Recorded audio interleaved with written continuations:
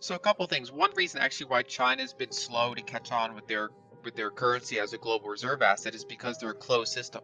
And so judging by the size of the economy, they should be, arguably the second biggest currency right now, perhaps the biggest. But because it's a closed capital account, it's much less attractive than dollars and other assets. Plus, they don't have those big network effects that we built up before. They haven't convinced a lot of oil producers to sell in yuan, and they're not a major funding currency. But really, it's that closed capital account that has made them slower to catch on compared to say the euro, for example. And one of the challenges. So now that say Russia's reserves are frozen, um, basically it kind of shows one of the downsides of the existing system. If you're a country, now you have to kind of question your reserve practices. Right, the Wall Street Journal ran a piece called "If Russian reserves aren't really money, the world's in for a shock." And so in some ways that kind of mimics the closed capital account. Now, Russia's been preparing for this, and so they have a lot of self-custodied gold. They also have some yuan denominated assets.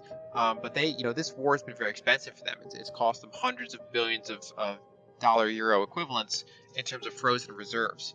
And so over time, if we start to see more of a diversification of reserves or less global willingness to hold treasuries and dollar-based assets as reserves, there's a couple of things you can see. So one of the, we always think that a lot of people kind of characterize it as though having the global reserve currency is a good thing. And for a lot of entities, it's kind of a mixed bag, right? So there are a lot of entities in the country for which it is a good thing. And then there's other entities in the country for that it's not a good thing. And so one of the things I focused on in my research is that the U.S. having global reserve currency status, what it essentially does is it adds an extra monetary premium to our currency compared to other currencies. And that sounds like a good thing.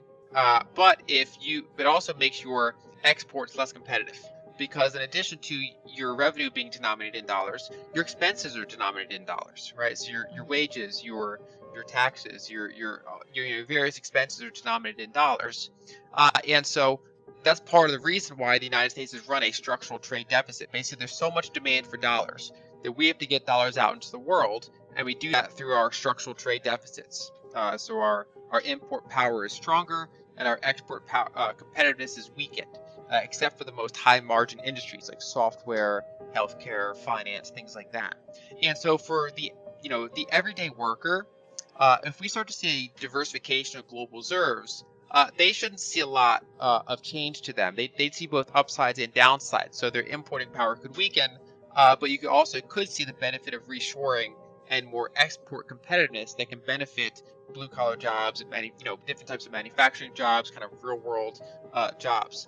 Now, right in the current system, most of the benefits accrue towards the upper middle classes and the upper classes.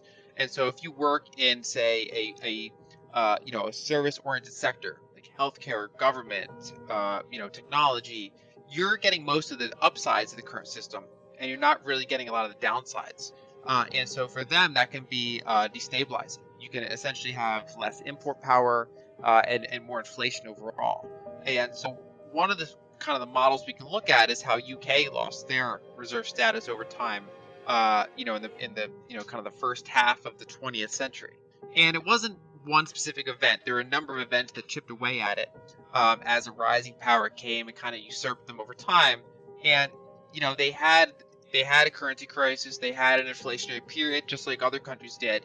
And so for them, it wasn't necessarily disastrous, but it was this kind of loss of global prestige, global power. And overall, I would say it impacted policymakers more than it impacted the everyday citizen in the UK, right? So the UK lost global influence, but they still had a reasonable standard of life compared to other developed countries. And so I think the United States can go through a similar period where, a lot of what we look like right now is the UK in the early 20th century, I would say. Wow, that's really interesting. Well, so do you see the Bitcoin being a threat to the US dollar as the reserve currency or an ally? So I think it depends how much they use it. I think right now, in the very current snapshot, it's too small still, despite the fact that it's grown considerably. I mean, there's $13 trillion in U.S. denominated foreign debt in the world. There's something like what is it? Over $7 trillion in official reserves denominated in treasuries, plus more in terms of bank accounts and other things like that. And so you're comparing that to an asset that is currently worth less than 1 trillion and is more volatile.